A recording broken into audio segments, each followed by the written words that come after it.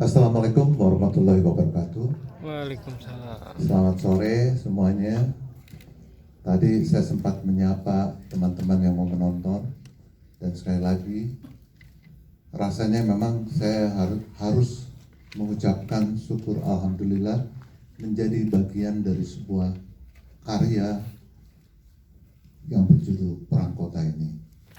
Terima kasih tentunya buat Sine Surya yang telah mengajak saya dari Star Vision untuk memberikan sebuah karya yang bisa menggugah para filmmakers untuk masuk ke cerita-cerita yang berbeda, genre yang bervariasi, dan pendekatan sinematik yang luar biasa.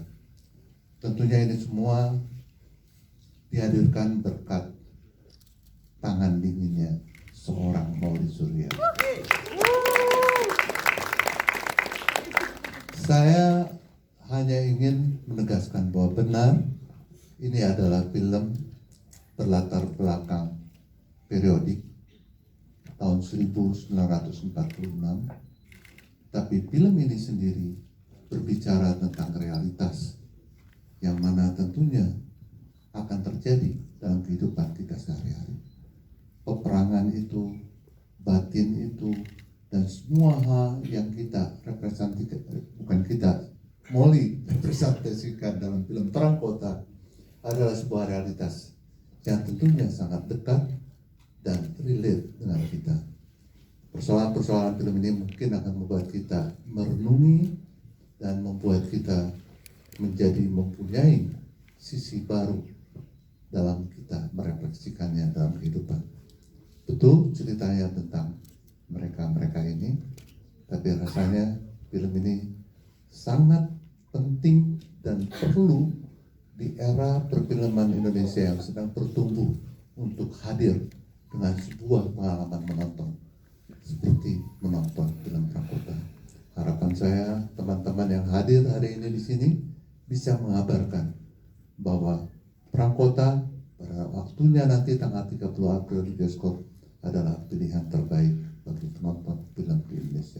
Terima kasih. Terima kasih Bapak Parwes. Bapak sebelum ke yang lainnya mungkin satu lagi ke Pak Parwes. Pak, tadi di awal film juga kita melihat ada menggunakan format audio Dolby Atmos. Nah, apa yang jadi pertimbangan nih Pak untuk film ini menggunakan format yang luar biasa ini Pak? Sejujurnya film ini dicintai oleh banyak orang pada saat idenya ditampilkan, dibawa oleh Sine Surya. Banyak sekali support dari berbagai negara di luar sana, dan harapan itu juga masa negara di luar sana mensupport film ini, tapi kita di dalam negeri tidak gitu. Nah, ini menjadi sesuatu yang harusnya menjadi energi kita untuk bisa menghormati dan ya, bisa menikmati karya sebaik ini. Format Dolby Atmos itu adalah format yang memang baru, tapi sudah sering dipergunakan di film-film luar. Di Indonesia tentunya pengalaman sinematiknya yang akan berbeda. Kita akan merasakan, kita benar bahwa peperangan sedang terjadi, perang batin, perang gerilya, semua perang yang ada di dalam film ini menjadi berasa dekat dengan kita, dan ini adalah salah satu mungkin keistimewaan dari Perang Kota. Di samping juga banyak pihak yang terlibat dari sejak film ini dibuat hingga film ini menyelesaikan post produksinya. Semoga ini pun menjadi sebuah pengalaman yang baru, pengalaman sinematik yang bisa dinikmati oleh penonton film Indonesia yang sangat kami cintai, yang kami akan terus berkarya untuk yang terbaik bagi kalian.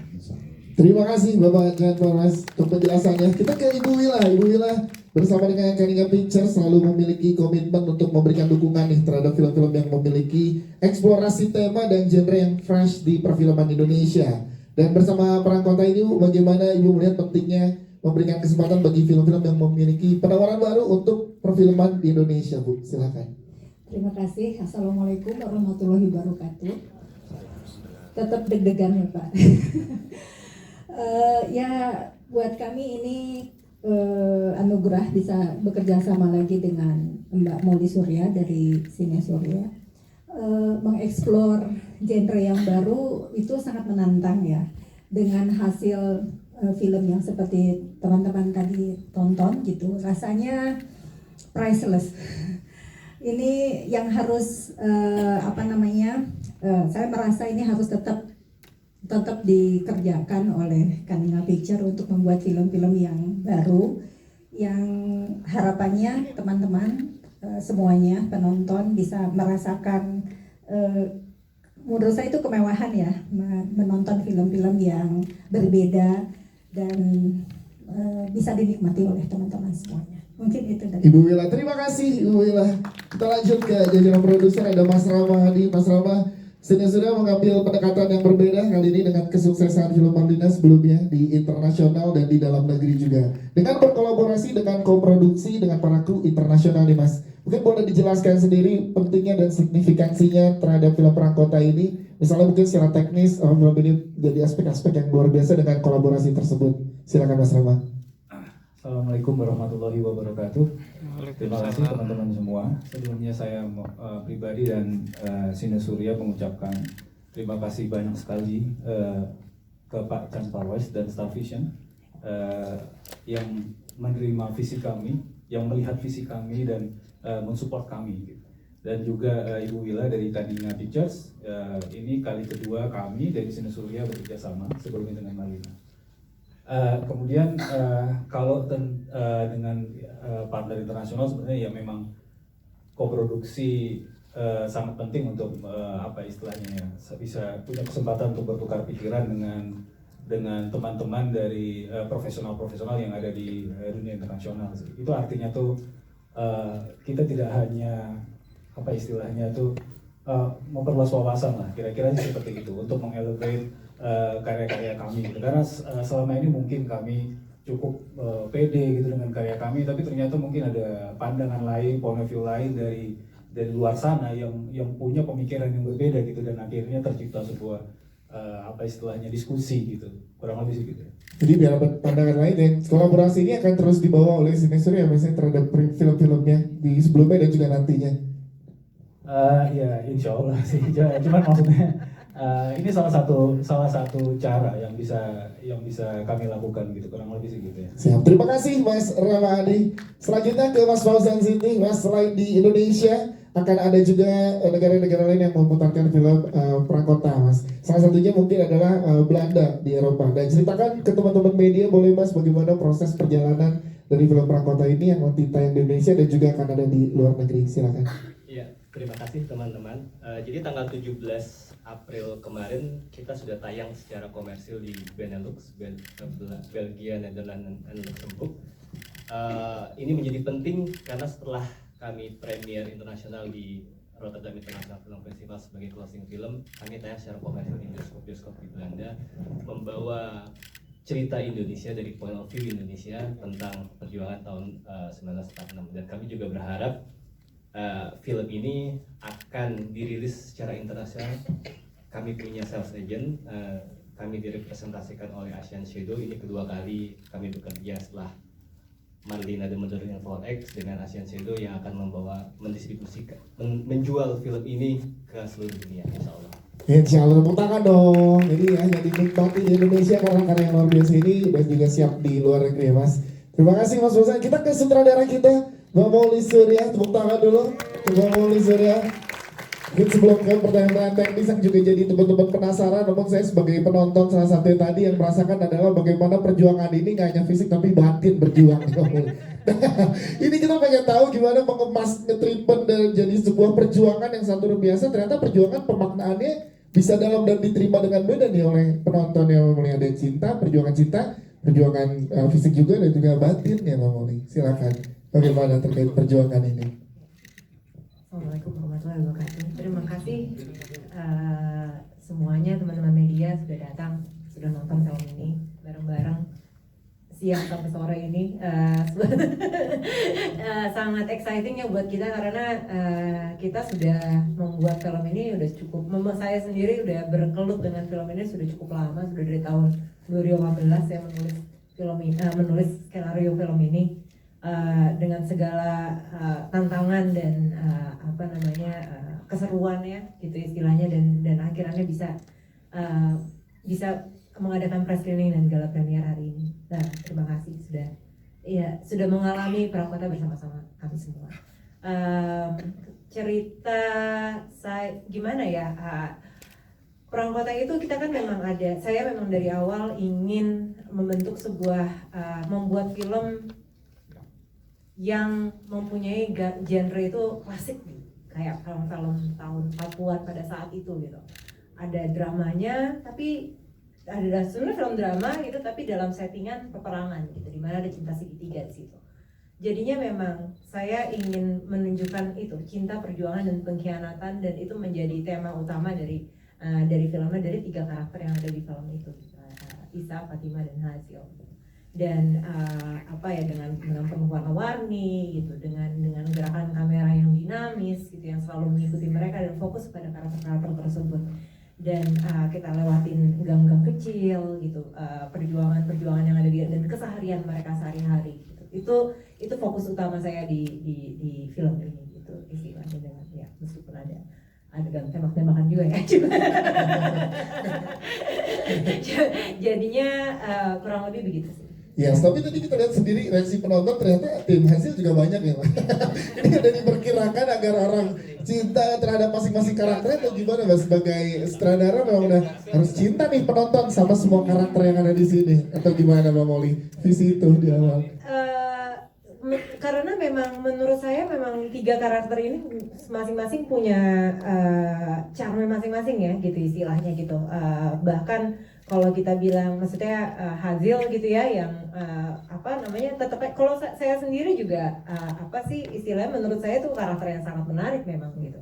Dia dan sangat relatable ya, sangat bisa, dan sangat zaman sekarang juga gitu sebenarnya. Itu seseorang yang menggebu-gebu gitu istilahnya, dan passionate gitu, dan kayaknya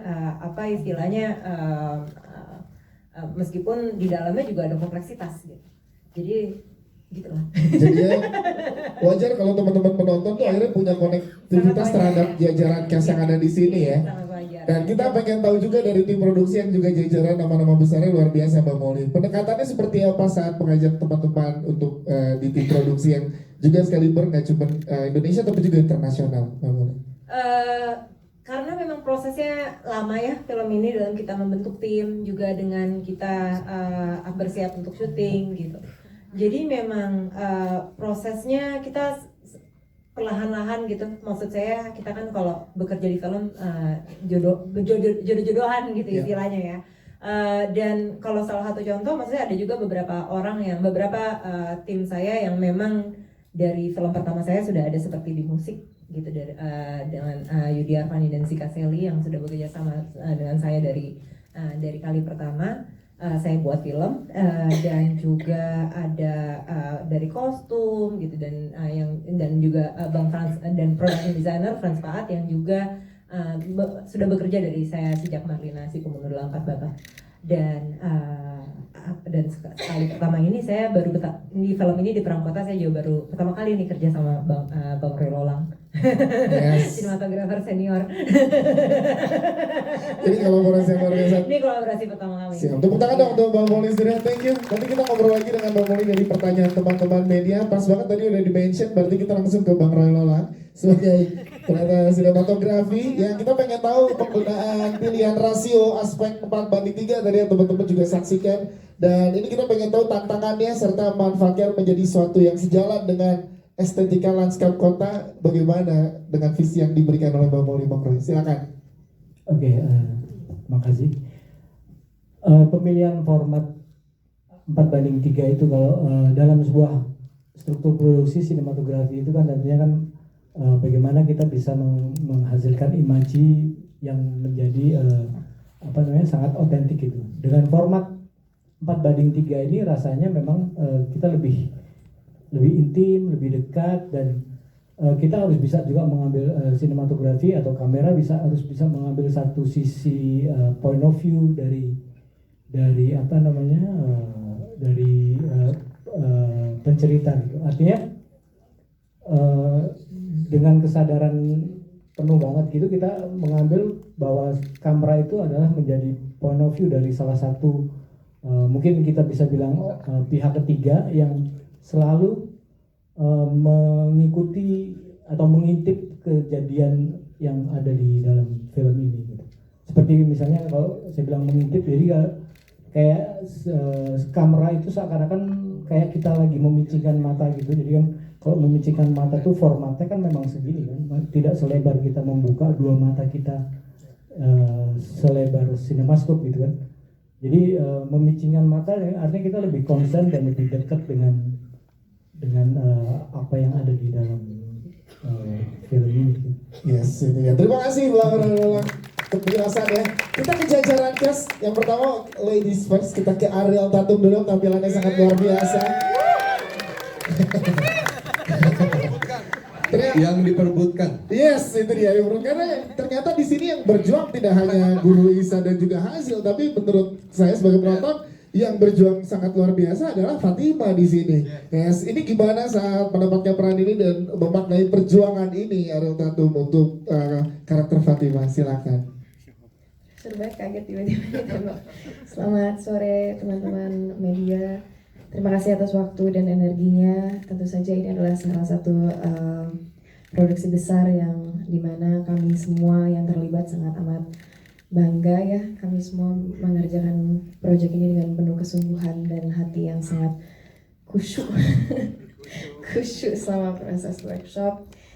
Apa tadi pertanyaannya sampai bingung? Memaknai perjuangan Fatima itu seperti Fatima. apa dari sudut pandang Ariel Tatum? Fatima ini adalah sosok perempuan yang sangat kuat ya.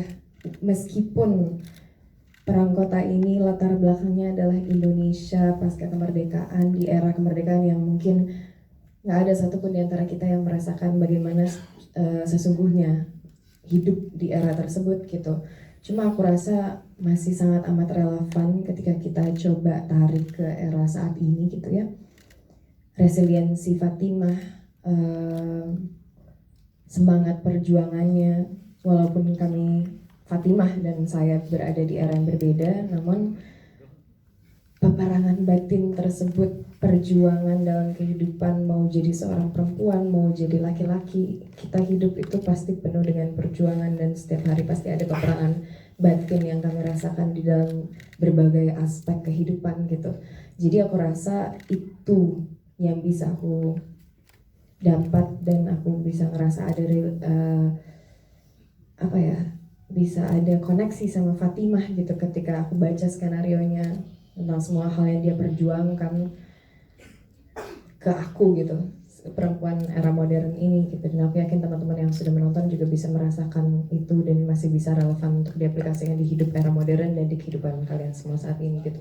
Yes. Dan fun fact-nya katanya Ariel Tatum untuk karakter Fatimah ini bersama dengan Guru Isa katanya pengen date beneran nih untuk gimana sih, boleh ceritain nggak sih? Coba diluruskan ini ya, tidak? Fatimah dan Guru Tidak Isa.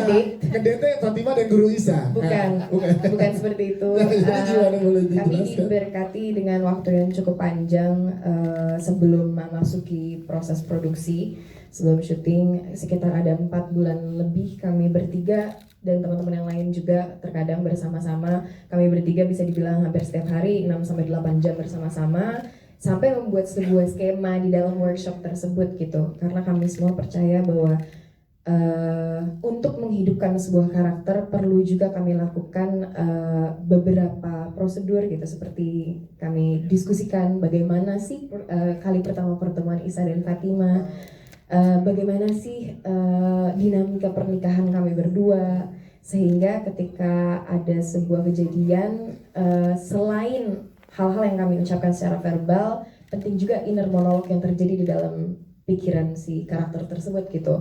Itu bisa dibilang salah satu upaya untuk menghadirkan emosi-emosi yang tidak diverbalkan gitu sih. Jadi date yang kami lakukan itu di dalam proses workshop tersebut gitu. Kami menggali karakter masing-masing, Fatimah sama Isa tuh ketemunya kapan, apa yang membuat kami jatuh cinta terhadap satu sama lain. Oh, kami mempunyai kesukaan yang sama terhadap musik, terhadap George Gershwin gitu. Itu adalah hal-hal yang kami jadikan bekal untuk membantu menghidupkan karakter yang kami mainkan gitu sih. Ariel Tatum, tepuk tangan dong. Kita ke Bang Ciko Jericho, kita pengen tahu juga boleh proses perjuangannya ini luar biasa nih Guru Isa. Amarah yang dipendam tapi menyalurkannya luar biasa juga melalui aksi yang luar biasa. Gimana Bang berproses di perjuangan ini dengan karakter Guru Isa? Terima kasih buat teman-teman media yang sudah ikut berperang selama 1 jam 55 menit. Pasti bisa merasakan bagaimana intensnya tadi cerita di dalam Perang Kota.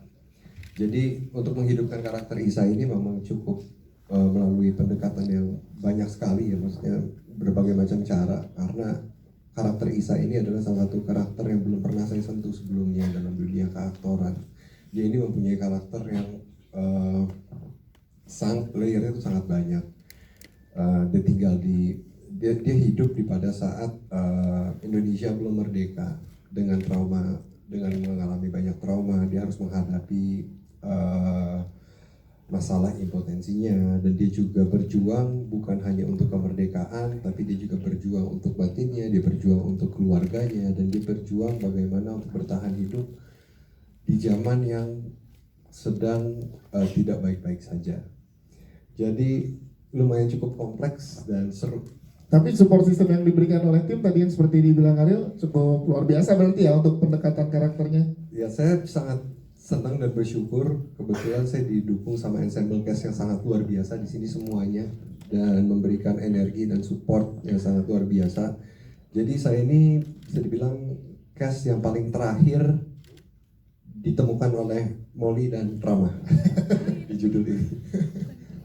Jadi tapi kita pengen tahu kalau Guru Isa perjuangannya tadi udah dijelaskan. Ya. Kalau seorang Ciko Jericho perjuangannya seperti apa sih?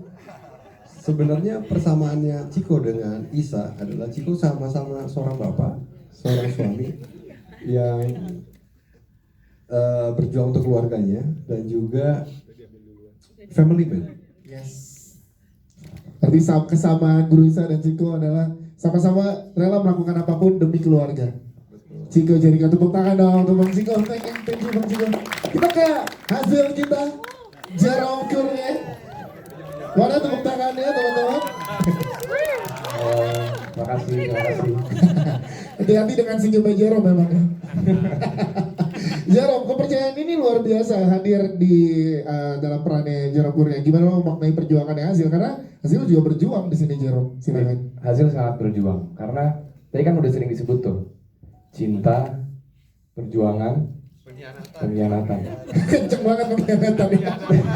Jadi gue sempat mikir kayak kadang untuk cinta itu kita harus berjuang, ya. Tapi kadang kita juga harus berkhianat, iya kan? Tapi tergantung dulu nih kita cintanya sama apa. Kalau dari Hasil itu dia sangat mencintai Indonesia, datang dari keluarga yang orang tuanya atau keluarga yang lebih pro Belanda, dia itu rebel, dia justru ingin Indonesia ini hidup, dia justru ingin Indonesia ini merdeka. Cinta dia tuh ke arah sana. Itu target utamanya dia, tapi along the way berjalan kita nggak tahu ada yang terjadi kiri kanan. Kadang dia harus berkhianat, kadang dia harus mencintai sesuatu yang lain gitu demi mendapat tujuannya dia itu sih. Karena Hasil manusia yang penuh cinta. Itu dia. Hasil itu manusia yang penuh cinta. Butuh berapa lama sih Jerome untuk berproses masuk ke dalam Hasil sehingga lo kayak kok nih Hasil apa Jerome sih gitu? Untuk masuk ke dalam Hasil ya. Kalau punya anak udah SD. Panjang ya. 7 tahun. 7 tahun ya. Karena justru itu berkah buat gua. Ya. Jadi kita mempunyai proses yang panjang dan satu dan lain halnya terjadi, ada COVID dan lain-lain, tapi kita nggak berhenti di situ. Kita tetap terus latihan, kita tetap terus baca lagi dan tetap terus memahami Hasil itu siapa. Jadi lumayan panjang waktunya. Yes, dan katanya nih buat teman-teman media di sini, Jerome akan menyapa dengan bahasa Belanda sedikit ke depan. Masih ingat. Lupa ya, tapi masih ingat satu bagian. Ini udah pernah nonton kan? Boleh, silakan. Ik heb mijn pipe kwijt. Artinya? Pipa aku hilang. Nah, hati-hati emang lebih banyak bahaya. Tepuk tangan untuk Jerome. Thank you Jerome. Kita ke Mas Rumah Rosadi yang berada di sebelah kiri sini.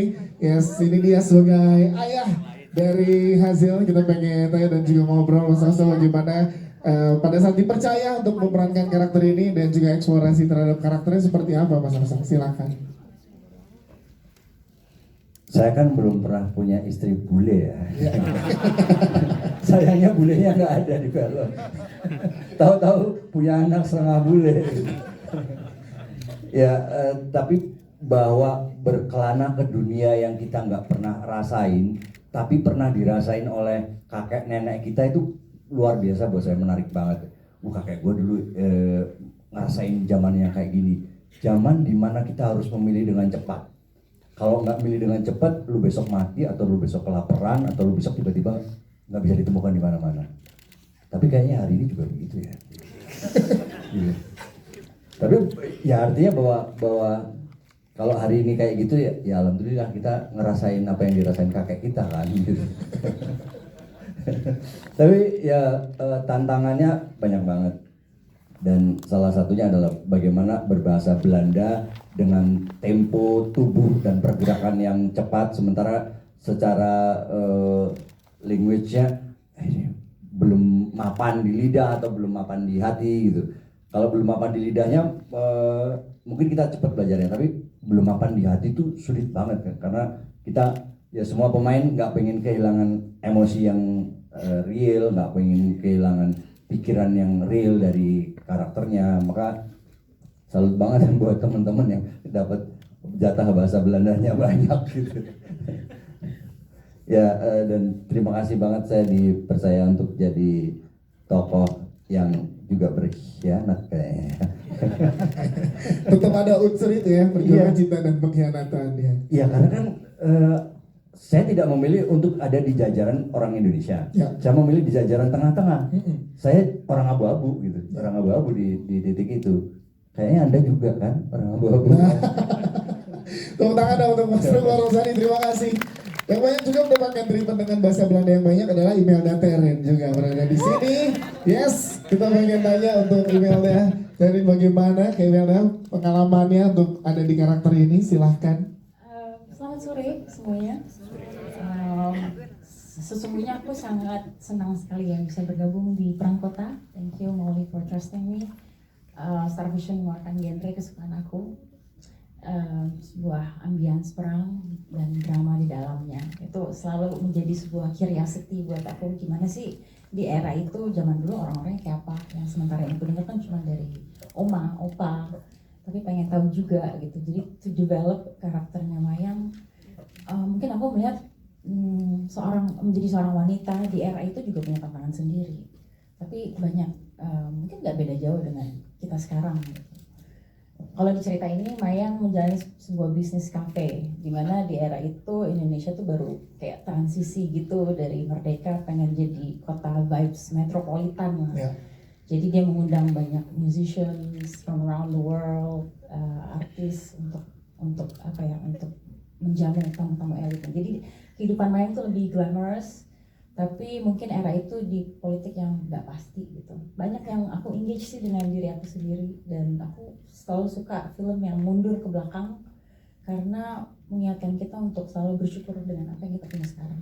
Imelda Teren, terima kasih Kak Imelda. Ada Faiz Visual juga yang sangat luar biasa di sini. Ternyata dari dulu sampai sekarang anak-anak cowok tuh nongkrong di toilet tuh terbawa ya. Ternyata dari dulu ternyata gitu kan. Faiz, kita pengen tahu gimana seorang Faiz berproses dan gimana build chemistry dengan Bang Ciko dan juga Jerome di film ini. Silakan Faiz. Ya, selamat sore semuanya. Terima kasih teman-teman media. Pengalaman yang paling penting dirasakan oleh Rahmat, karakter Rahmat ini adalah dia sangat bangga bisa berada pada di dalam perjuangannya Isa Hazil, dan yang paling dia banggakan sekali dia bisa membantu secara keuangannya gitu, dengan organisasi gitu kan. Kayak gitu. Itu sih. Gimana berproses sama Bang Ciko dan juga Jerome? Prosesnya juga tadi udah disampaikan sama Ariel, kita cukup lama dulu prosesnya, reading, workshop actionnya gitu. Terus kita berdiskusi sangat panjang sekali, kita membangun karakter atau membangun hubungan ini sangat intens, setiap harinya bisa kita reading. Ya kebetulan Rahmat ini juga berasal dari Bukit Tinggi, dan secara pribadi pun nenek moyangku juga orang Bukit Tinggi.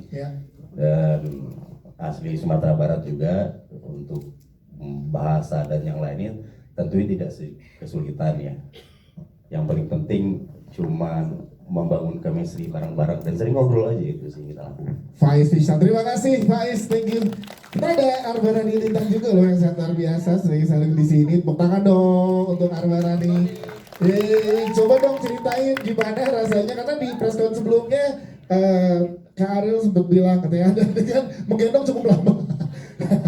Ini gimana kamu berada di tengah-tengah sebuah cast yang luar biasa? Pengalamannya boleh diceritakan, silakan. Seneng banget, apalagi sih yang digendong. Sing makan gorengan, kalau sing makan gorengan, makan gorengan, pisang goreng. Pisang goreng itu pertama kalinya. Makan berapa pisang goreng berarti? Setiap adegan ganti pisang goreng. Dan itu untuk pertama kali yang kamu makan pisang goreng berarti? Iya. Abis itu kamu bosan makan pisang goreng udah gak mau lagi? Enggak. Malah jadi doyan pisang goreng ya? Iya. Kalau sama kan di sini ayahnya adalah Guru Isa Papa Ciko. Ini gimana pas proses bersama? Boleh ceritain nggak kesan syutingnya, keseruannya? Seru banget semuanya ya. Ketagihan syuting bareng kakak-kakak yang ada di sini? Ketagihan banget. Ketagihan banget. Tepuk tangan. Boleh dong ceritain, silakan. Kita pernah main gundu. Nah. Sebelum iya, boleh coba jelasin dikit. Jadi sebelum syuting, pas workshop, jadi aku ajakin main gundu, main-main permainan zaman dulu lah. Iya. Supaya pendekatan bapak sama anak sama ibunya ini dapat. Gitu. Yes. Main gundu udah belum kan? Kalau tadi makan pisang goreng pertama tuh. Belum pernah. Iya, jadi kebetulan Arban dan aku itu belum pernah main gundu sebelumnya. Untuk mendalami karakter kami sebagai keluarga kecil Isa, Fatima dan Salim, kami main gundu bertiga sebelum kita memasuki proses syuting. Itu seru banget sih. Kamu seneng nggak? Aku senang sih, walaupun jari aku sakit. Ini emang harus sakit ini, gimana Cik? Baik, terima kasih, tepuk tangan dong untuk keluarga kecil yang luar biasa. Almarani, terima kasih. Kita ada Uncle Chu kedua juga di sini. Uncle Chu, bagian tanya ke Uncle, tepuk tangan dulu dong buat Uncle Chu kedua. Bagaimana perasaannya? Lebih feel Uncle dipercaya untuk proyek ini bersama dengan Mamuli Surya dan teman-teman? Yeah, thank you all for coming today. I think I'll speak in English so that everything comes out is proper. Tapi saya rasa pengkhianatan bagi seorang Tionghoa, seorang Cina after World War II is very very deep.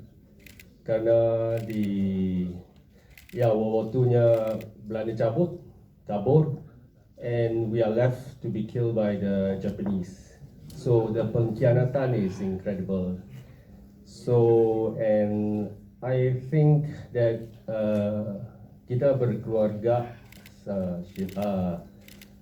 satu keluarganya. The character actually was like, we don't give a shit. Kalau mati aja. Because I have survived World War II. What's the big deal? Kita bunuh aja ya. Jadi perjuangan juga untuk karakter Jadi the perjuangan is real, but I must also say that from what Imelda said about the cafe, my set was totally kayak Glodok ya.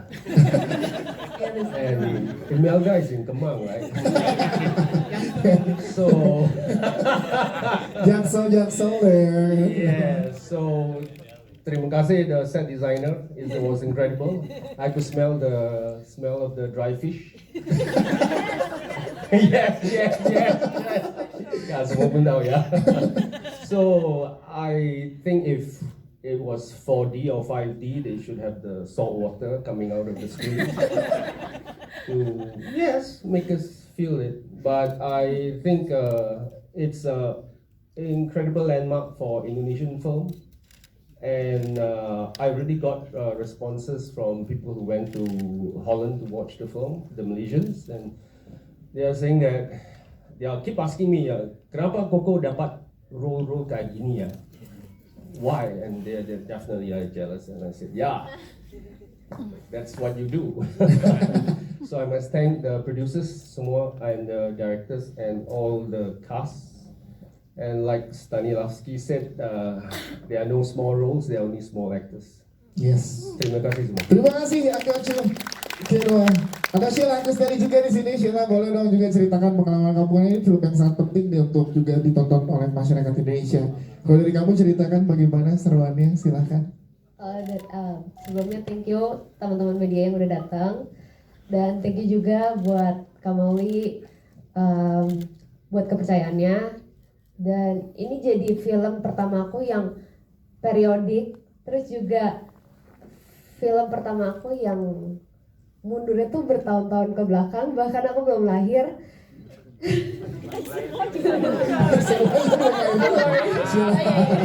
Jangan karena kamu di sebelah Kelcing Kino aja jadi kamu bilang.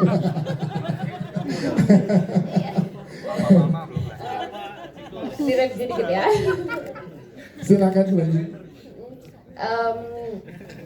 Untungnya aku dapat lokasi yang tadi Maida juga udah cerita, kalau lokasinya itu believable, jadi waktu memainkan karakter ini juga lumayan terbantu dengan lokasi yang lumayan real ya, lumayan dekat. Walaupun aku belum pernah merasakan di tahun segitu, tapi aku bisa berasa ada di tahun yang lagi sedang terjadi. Ya, silakan. Ya, boleh spoiler. Tanpa depan udah ketawa-tawa nih.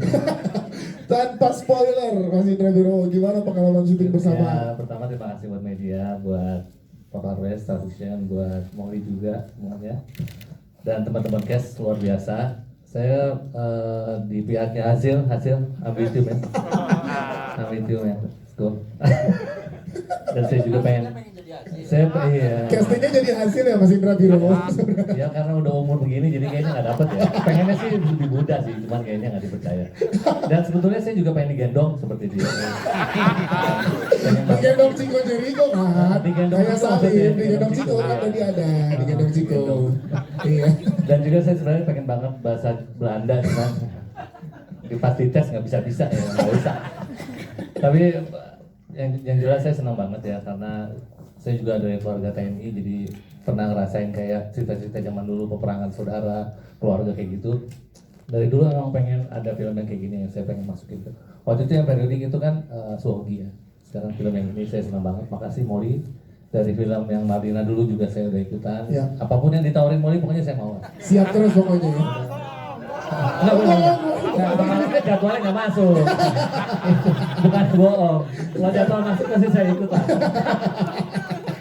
Siap. Jujur banget ya. Jujur banget. Tapi senang banget. Pokoknya saya di sini perannya bagian yang ikut berjuang. Yes. Apapun itu yang saya lihat saya perjuangkan. Perjuangkan karena tokoh kuncinya ada di karakter Mas Indra Biro. Kalau nggak ada saya ya gitu lah. Itu dia. Tepuk tangan dong buat Mas Indra Biro. Terakhir kita ada Kakak Bos, Kakak Godfred. Boleh ceritakan di sini, tepuk tangan dulu buat Kakak Godfred. Akhirnya kita nantikan di sini ada adegan intens bersama Bang Ciko, tentunya gimana? Untuk film ini saya berkolaborasi dengan Ciko yang kedua ya, jadi chemistry udah dapat, tapi memang kita tetap harus tetap intens, harus tetap membangun lagi chemistry ya, karena ini beda lagi ceritanya kan. Saya juga mulai tahu Ciko badannya udah jadi nih, saya juga harus jadi otot saya. Ya, saya tidak mau tenggelam dengan badannya dia. Ya, jadi itu tantangan pertama saya untuk bermain dengan Ciko di situ. Wah, Ciko badannya udah jadi nih, saya harus jadi badan saya juga. Terus memang ada mengalami, tapi kita enjoy ya. Kita sudah workshop beberapa hari, begitu besok mau take berubah semua koreonya.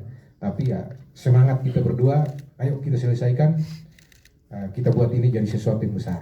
Yes, itu dia. Terima kasih Kakak Godfred. Thank you. Terima kasih.